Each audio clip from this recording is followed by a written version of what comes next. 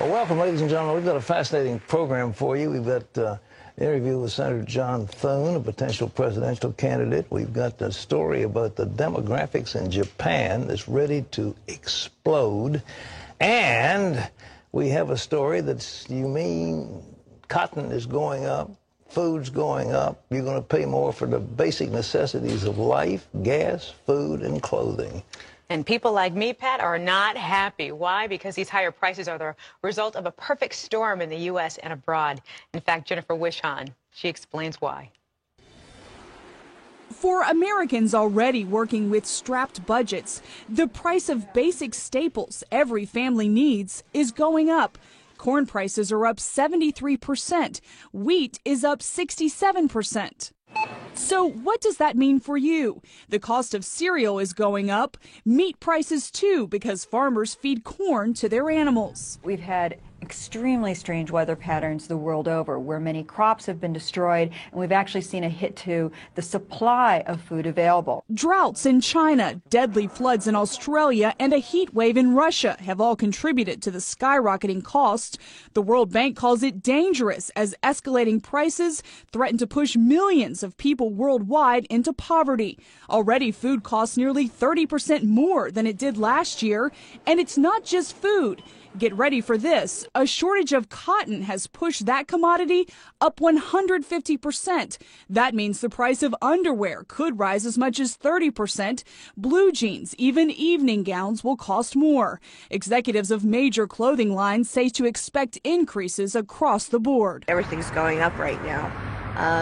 So we're pretty much limited in what we can afford. If you need new clothes for spring and summer, the time to shop may be now. Some analysts predict the biggest price increases will come at the end of the year, and they're talking double-digit percentage hikes. And it's going to cost more for Americans to get to the store. Gas prices have been climbing over the past year. The national average for a gallon of regular gas is $3.13. It's the highest gas has ever been this time of year. And the future of prices are uncertain. Unrest in the Middle East has traders worried oil production and shipments could be disrupted. If you put prices at the pump together with prices at the grocery store, that puts a lot of limits on what you can spend elsewhere in the economy. One sector expected to do well: seed farmers. So we're looking at doing a very good business on any type of edibles. As more and more Americans begin growing at least some of their own food. When we plant things ourselves, then we know we're going to have them there. They're going to be available to us. It's one of the safest bets in a year where global weather is driving prices to record levels. Jennifer Wishon, CBN News. Some years ago, our Operation Blessing, we had something called Freedom Patches for the inner city dwellers, especially like in New York, where there are areas that haven't been built on, and we gave seeds and hoe and a little pack of fertilizer, and each of the people could have their own little freedom patch, and it was just amazing how much they could grow with those gardens. And not too many of us in this industrialized society have their own little backyard that they can grow vegetables, but it certainly wouldn't hurt with these prices going up. There's something else that I want to point out that you need to keep in mind. There's a price on oil that's called Brent.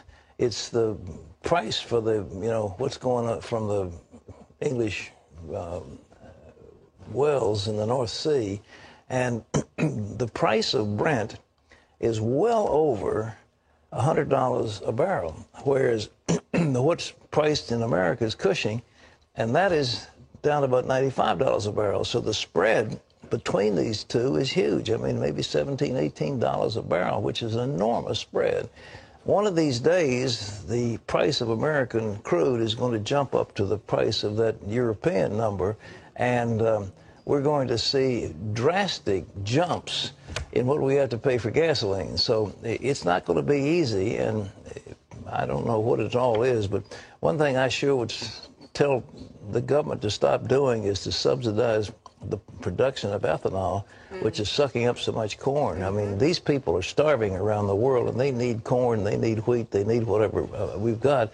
And we can't be taking that valuable material and putting it into gasoline. It just doesn't make any sense. I totally agree. You see me over here nodding my head. So you're nodding. Well, I think part of the issue, too, is, speaking of ethanol, I would love for someone to do a study on to see if there's damage done to our cars because of ethanol. My car, for instance, it does not like it. But here in Virginia, I have no option because it's at every gas station. Well, it's insane to do what they're doing with it. But in any event, that's something that we're going to concentrate on. But it's a perfect storm. You've got fires, you've got floods, you've got drought, you've got us pumping up corn into gasoline. So people are suffering around the world, ladies and gentlemen. We want to help them. We need to do everything we can to support people. Just imagine, you can't afford to get the basic necessities of life and your family's starving. That's what we're dealing with. Lee Webb has the rest of our top stories from the CBN Newsroom. Lee? Pat, New Jersey Governor Chris Christie is blasting Republicans and Democrats for failing to fix America's budget crisis. Christie has only been in office a year, but he's quickly made a name for himself by cutting spending and taking on the Democrat-friendly unions in his state. In Washington Wednesday, Christie slammed both parties for not taking on Medicare, Medicaid, and Social Security. Most politicians, of course, are afraid to touch those entitlement programs. Not Christie. I look at what's happening in Washington, D.C. right now, and I'm worried. Let me tell you, what is the truth? What's the truth that nobody's talking about? Here's the truth that nobody's talking about. You're going to have to raise the retirement age for Social Security. Oh, I just said it, and I'm still standing here. I did not vaporize into the carpeting. Without changes in federal spending, quote, we are on the brink of ruin. And Pat, there's this talk they may shut down the government in New Jersey. He said, go ahead and do that. He says, I'll just go home and get a pizza and watch the Mets play baseball. I tell you, Christie is marvelous. People just love him. And I mean, he is tough. He's gotten the job done. Ostensibly, he's not running for president. But there are a lot of people who would say, Governor, you would make a tremendous president. You're tough. The kind of guy we'd like to have. So we'll see what happens. But right now he says, no, I'm not a candidate. But, Lee, it's so simple. The life expectancy of the average American when Social Security was put into place was 65. That meant most people were dead by the time Social Security payments began. Now, these average age is 72, 74, 75. Other people living to be 80. And we don't have people dying at 65. And we don't have people incapable at 65. They're strong, they're more healthy, and they can easily work longer. So that at this point, the cutoff age is 67. But would that make any difference if we raise it to 69? I don't think so. It wouldn't make any difference if they raise it to 70. If it would help save Social Security as such, why not? Because it recognizes the demographic truth. I tell you, we're going to have some more demographic truth for you in this program about what's happening in Japan. And it is alarming, but that's coming up in a little while. Lee? Pat, the California Supreme Court has agreed to take up Proposition 8. That is the ballot measure that defines marriage as only between one man and one woman.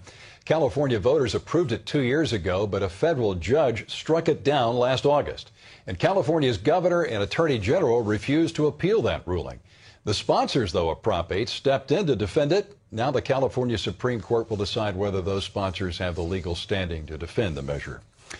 Conservative Republican John Thune says his party cannot back down on social issues. Thune received a rousing reception at the Conservative Political Action Conference over the weekend, and the 50-year-old South Dakota senator is thinking about jumping into the 2012 presidential race. Thune is pro-life and supports a federal amendment protecting traditional marriage. He says his Christian faith influences his political positions. And CBN's David Brody recently asked him about fiscal conservatives who say it's time to place social issues on the back burner.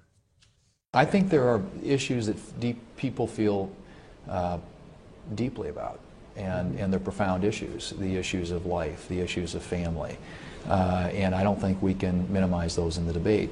With regard to the economic issues, fiscal issues, I think most social conservatives agree that we want a government that's smaller, a government that's more responsive and accountable and all that, but we also need to recognize that there are important issues that impact the basic glue, the foundation that holds our culture together, and that comes down to the family unit, and we can't ignore those.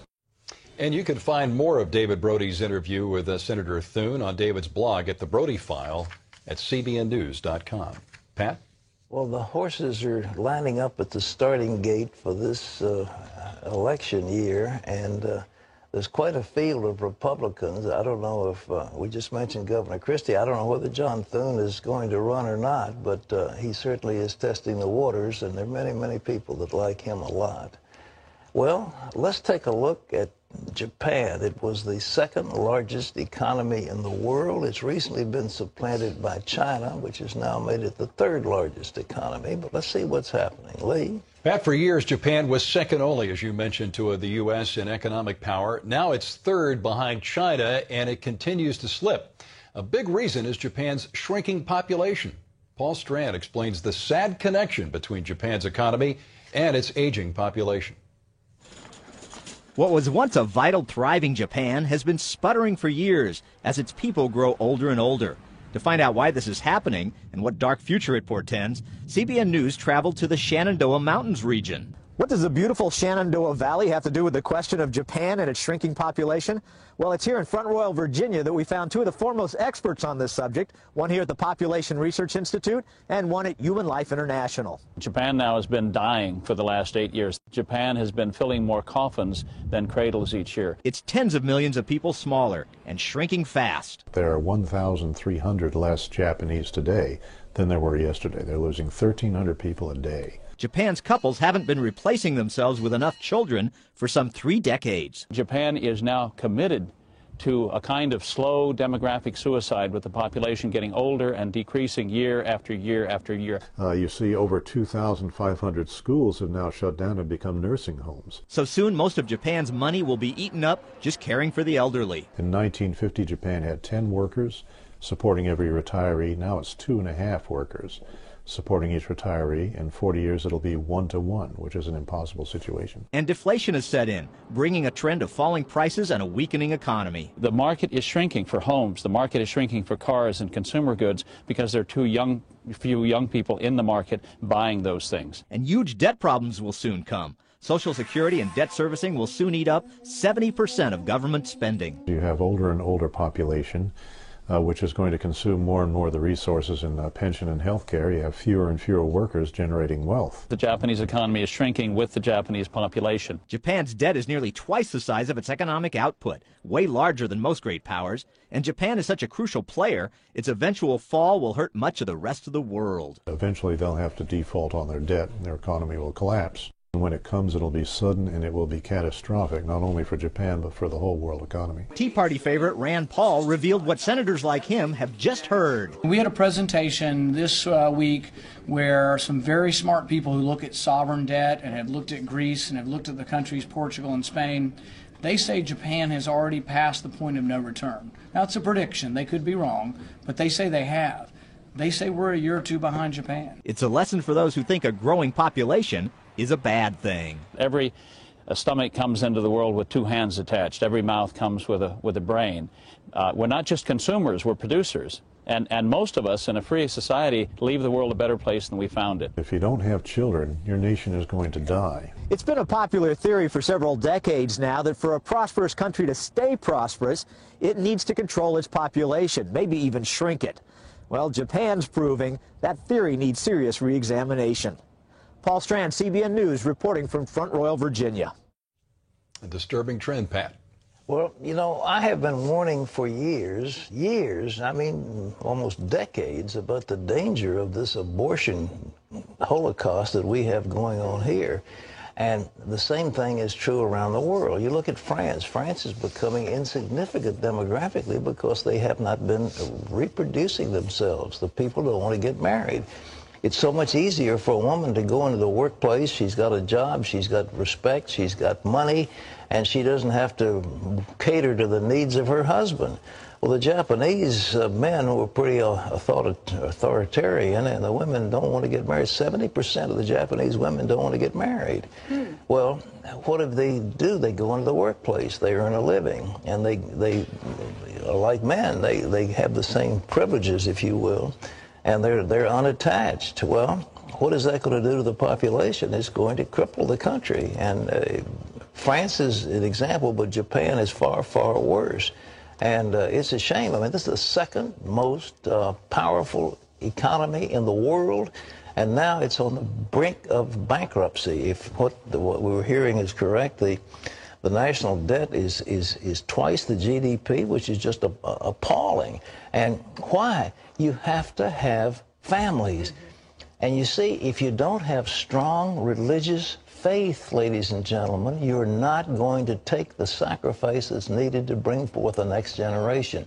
Why should you care? If your life is the end of the road, who cares? Why would you sacrifice to bring children? It takes money, it takes time, it takes effort to take care of babies. It does. Sure, they're nice, and you say, well, isn't that sweet? And they come and towel around and kiss you and everything. But you have to, the cost is enormous in personal sacrifice. And if you don't believe in God, if you don't believe in a hereafter, you're not going to do it. The Japanese have given up their faith. They used to believe the emperor was God. They don't believe that anymore. So that's the way it is. So we're sad for them. It is really, really sad, and it's just fascinating to see what's such a mega power has now kind of declined somewhat just because of the situations in the world. 20 years ago, we were so afraid of the Japan, we thought they were going to surpass it. Hawaii has become the 7th state in the country to approve same-sex unions. Lawmakers approved the bill by a vote of 18-5. Democratic Governor Neil Abercrombie plans to sign the measure into law within 10 days. It grants same-sex couples the same rights as married couples without authorizing marriage itself. Gay rights advocates praise the vote as a victory for equal rights. Opponents say civil unions, though, erode the concept of the traditional family. The law will take effect next January. Teenagers have conflicting attitudes when it comes to sex and spiritual matters. Take a look at what One Hope Christian Ministries discovered. 82% of teens believe God intends marriage to last a lifetime, but 76% approve of divorce, even when children are involved. 50% consider an unmarried man and woman a family, and 59% say the Bible has little or no influence on their thoughts and actions. You can always get the latest from CBN News by going to our website at cbnnews.com.